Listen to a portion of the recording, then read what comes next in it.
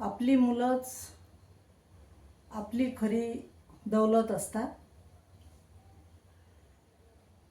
माणसाने आपल्या जीवनामध्ये कितीही धन दौलत संपत्ती कमावली तरी ती क्षणभंगूर आहे आणि ती कधीही नष्ट होऊ शकते. माणसाचं चारित्र्य, माणसाचं शील हे नष्ट होऊ शकत नाही. त्या शीलाला कोणी चोरून नेऊ शकत नाही. तद्वतच आपल्या उदरी जन्माला आलेले मुलं मुली हे जर शीलवान असतील, चारित्र्यवान असतील, उद्योगी असतील, अप्रमादी असतील, नीतिवान असतील, कर्तृत्ववान असतील, शौर्यवान असतील, बलवान असतील, तर यापेक्षा माणसाला आयुष्यामध्ये काय हवं? अशी मुलं जर तुमच्या पोटी जन्माला आली तर आई वडिलांना कसल्याही प्रकारची चिंता राहत नाही. त्यासाठी बालपणी मुलांना घडवावं लागतं. वडिलांनी मुलांना घडवलं पाहिजे.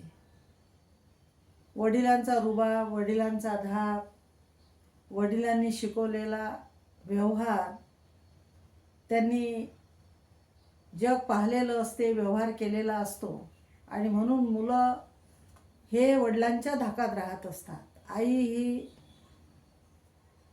हळवी असते, करुणामयी असते आणि तिच्यामध्ये लवचिकता असते.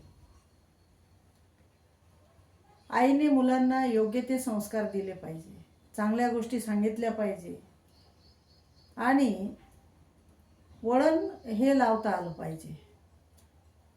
मुलांना वळण लावण्यासाठी किंवा भरपूर असा वेळ देण्यासाठी आई खूप महत्त्वाची असते. मुलांना जर बालपणी तुम्ही चांगले योग्य संस्कार दिले, त्यांची जळणघळण जर चांगल्या प्रकारे झाली, त्यांना लहानपणापासूनच काटकसर करायला शिकवलं, चांगलं वाईट काय असते, दुनियादारी काय असते हे जर शिकवलं, तर ती मुलं मोठे झाल्यानंतर तुम्हाला त्या मुलांचा कदापिही त्रास होऊ शकत नाही. आणि मुलांना स्वातंत्र्य दिलं पाहिजे. मुलांना जर स्वातंत्र्य दिलं तर मुलं ही निर्णय घेऊ शकतात, त्यांच्यामध्ये निर्णय क्षमताही येऊ शकते. स्वातंत्र्य म्हणजे त्यांना जबाबदारीने वागण्याचं सांगणे. स्वातंत्र्य म्हणजे असं नव्हे की कुठेही फिरा, कुठेही हुंदरा, कितीही वाजता घरी या, काहीही करा, म्हणजे कुठेही पार्टीला जा, व्यसनाधीन झालेल्या मुलांसोबत संगत करा, असं नव्हे. त्याला स्वातंत्र्य म्हणता येणार नाही. तर स्वातंत्र्य म्हणजे ही एक जबाबदारी आहे. म्हणजे जगत असताना आपल्याला बालपण असेल, तरुणपण असेल, म्हातारपण असेल, तर आपल्याला जबाबदारीने वागायला आलं पाहिजे आणि हे आईवडिलांना शिकवता आलं पाहिजे. आईवडिलांनी मुलांना सांगितलं पाहिजे की स्वातंत्र्य म्हणजे जबाबदारीने वागणे, जबाबदारपूर्ण वागणे. स्वातंत्र्याचा अर्थच तो होतो. स्वातंत्र्य म्हणजे हे काही देणे घेण्याची गोष्ट नाही. देणे आणि घेणे, स्वातंत्र्य देणे, स्वातंत्र्य घेणे हे असं नसतं. तर जसं अधिकाराची जशी जाणीव असते, प्रत्येकाला अधिकार हवे असतात, मग ते कोणतेही असो, तशाच प्रकारे कर्तव्याची जाणीवसुद्धा प्रत्येकाला असली पाहिजे. कर्तव्याची जर जाणीव राहिली ना, तर अधिकार कुठे घ्यायचे, कोणते घ्यायचे, कसे घ्यायचे हे आपोआप समजत असते. काही लोक फक्त अधिकाराचीच भाषा बोलतात. अधिकार, हा माझा अधिकार, तो माझा अधिकार. परंतु स्वतःचं कर्तव्य काय असते, स्वतःप्रती काय कर्तव्य आहे, आपल्या आईवडिलांप्रती काय कर्तव्य आहे, आपल्या भावांप्रती काय कर्तव्य आहे, बहिणीप्रती काय कर्तव्य आहे, पत्नीप्रती काय कर्तव्य आहे, मुलांप्रती काय कर्तव्य आहे, शेजाऱ्यांप्रती काय कर्तव्य आहे, समाजाप्रती काय कर्तव्य आहे, पर्यायाने देशाप्रती, राष्ट्रासाठी काय आपलं कर्तव्य ठरते, हे आपल्याला कळलं पाहिजे. हे जर कळलं ना तर माणूस खूप मोठा होतो आणि त्याला आयुष्यामध्ये कशाचीच कमी पडत नाही. माणूस जर शील चारित्र्य संपादन करून जगला, हा माणूस जगत असताना चुकतो, माणसाच्या चुका होत असतात आणि झालेल्या चुका त्याने दुरुस्त कराव्या.